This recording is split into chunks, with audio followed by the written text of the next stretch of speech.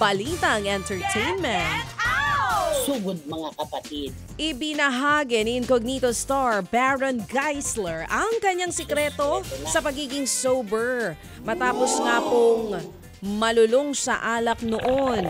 Ang kwento ni Baron, hindi naging madali ang pagiging sober. May panahon daw na sinusubok siya pero lagi niyang inaalala kung bakit niya tinalikuran ang adiksyon sa alak. Yan daw ay ang kanyang pamilya, pananampalataya at ang kanyang purpose sa buhay. Mahalaga rin daw ang pagiging solid ng kanyang support system. Pati raw ang mga kasamahan niya sa Incognito nire-respeto ang kanyang journey. Araw-araw raw, mas pinipili ni Baron na maging mas maayos, hindi lang para sa sarili, kundi para din sa kanyang mahal sa buhay. It's so nice to see him na ganyan. Super fine siya. Kakatuwa. Well, that is so very good. Totoo. At isa siyang mahusay na aktor talaga, baby. Hindi matatawaran ng galing niya. Na ang ginagampanan niya dyan, isa siyang may addiction sa alak na tinalikuran. Yung pagka-addict, pagkalulong sa alak. So that is so very right. It's so very true. Kasi nga tayo True FM. At ang Incognito po mga kapatid, pataas ang ratings na papanood niyo po yan dito sa TV5. Eto naman. Ano ang alias ng mga politiko na incognito? May alias sila? Yes. Oo, ano? Kunyango. Ba, ayos yun ah. Pwede rin gawa ng serye yan. Incognito. Oo. So sila, Unyango. Pwedeng gawa ng serye. Okay. Sinong gaganap? Ikaw, mamili ka. Ayoko. Sino to? Ayun na. Sige. Incognito. Oo, sila na may mga unyango. Ito.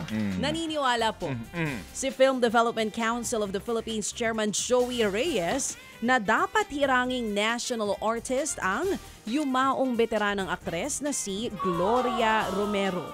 Si Reyes pong naging direktor din ng ilan sa mga pelikula ni Madam Gloria na Araw-Araw, Gabi-Gabi at I Wanna Be Happy. Umaasa po si Direk Joey Reyes na makikita raw ng mga pumipili ng national artist si Ginang Gloria Romero. Hindi lang daw simbolo ng pelikulang Pilipino ang yumaong aktres. Kumakatawan din daw siya sa kasaysayan ng industriya. Naku, ito naman, napasana all na lang ang Pinoy fans ng sitcom na Friends kay Lovie Poe. Nakilala niya kasi ang isa sa mga Hollywood star. Si Jennifer. Si Jennifer, baby! Taga- Nako! Iba na mukha niya, no?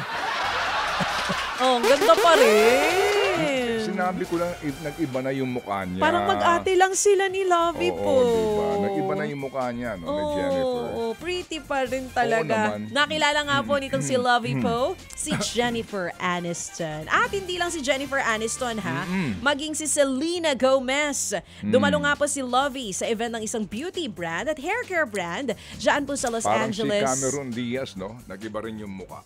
Cameron. Oo, napanood mo yung bago niyang pelikula sa Netflix. Oo. Nag-iba mga mukha nila, no? Oo. Ikaw ba? Depende. Wag lang sa sobra ha. Baka mag-iba talaga yung mukha ko. Ito. Bakit? Wala naman ako sinasabi. Gusto- Nag-iiba kasi gusto mo mag-iba yung mukha ko, yung- habang nagmamature. Totoo. Okay. Meron nga mas gumaganda habang nagmamature. Ay, Mas oo. gumagwapo habang Yes. nagmamature. Okay. Hindi ba? O ito nga ang kwento rin ng aktres. Isa siya sa mga obsessed sa series na Friends. Yes, Nakita rin ni Lovie nga ng malapitan ng founder ng beauty brand na Rare. Si Selena Gomez nga po mga kapatid. Yun.